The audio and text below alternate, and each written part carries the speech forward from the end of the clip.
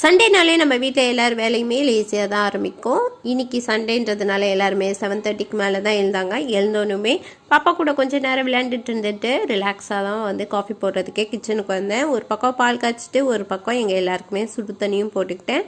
பாப்பா வந்து ஜாலியாக அம்மா கூட விளையாண்டுட்ருக்காங்க. பாப்பாவுக்கு விளையாடுறதுனாலே ரொம்பவே பிடிக்கும். அதனால அவளுக்கு பூஸ்ட் ஆற்றி கொடுத்துட்டு எங்கள் எல்லாருக்குமே நான் வந்து காஃபி போட்டுக்கிட்டு இருக்கேன்.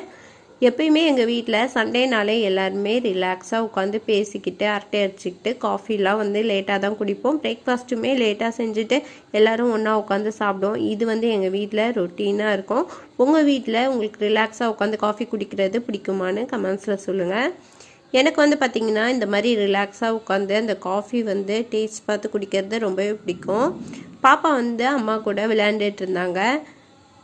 ஒரு பக்கம் நான் வந்து பிரேக்ஃபாஸ்ட் செய்கிறதுக்காக கிச்சனுக்கு வந்துட்டேன். இன்றைக்கி பிரேக்ஃபாஸ்ட்டுக்கு சிம்பிளாக வந்து நூடுல்ஸ் பண்ணிடலாம் அப்படின்னு சொல்லிட்டு அந்த வேலை தான் பார்த்துட்டு இருந்தேன். எங்கள் வீட்டில் மந்த்லி ஒன்ஸ் அது நூடுல்ஸ் வந்து பாப்பாவுக்கு பண்ணி கொடுப்பேன். அடிக்கடி பண்ண மாட்டேன், பட் ஆனால் மந்த்லி ஒன்ஸ் மட்டும் கண்டிப்பாக நூடுல்ஸ் பண்ணிடுவேன். அதே மாதிரியே வந்து பார்த்திங்கன்னா இந்த லீவ் டேஸில் மட்டும்தான் எங்கள் வீட்டில் நூடுல்ஸ்லாம் பண்ணுவோம். எனக்கு வந்து நூடுல்ஸ் சாப்பிட்றது பிடிக்காது, பட் ஆனால் வந்து பாப்பா வந்து ரொம்பவே வந்து நம்ம அதட்டி இதெல்லாம் வேண்டாமா சாப்பிடக்கூடாதுன்னு சொல்லக்கூடாதுன்றதுனால பாப்பாவுக்கு மட்டும் நான் மந்த்லி ஒன்ஸ் வந்து நூடுல்ஸ் செஞ்சு கொடுப்பேன்.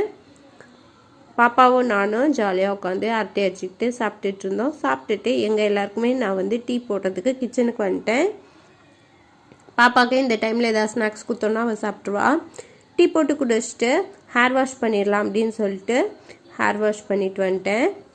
இந்த வேலையை முடிச்சிட்டோன்னா சமைச்சிட்டு சாப்பிட்டா கரெக்டாக இருக்கும். நான் எப்பயுமே வந்து சமைக்க போகிறதுக்கு முன்னாடியே வந்து ஹேர் வாஷ் பண்ணிடுவேன். பாப்பாவையுமே குளிப்பாட்டி விட்டுட்டேன்.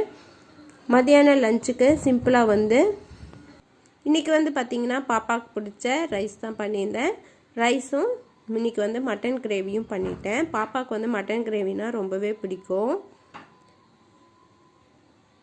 மட்டன் கிரேவி செஞ்சுட்டு ரைஸ் வச்சுட்டு ரசம் வச்சுருந்தேன். பாப்பா மட்டன் கிரேவி மட்டும் போட்டு சாப்பிட்டாங்க.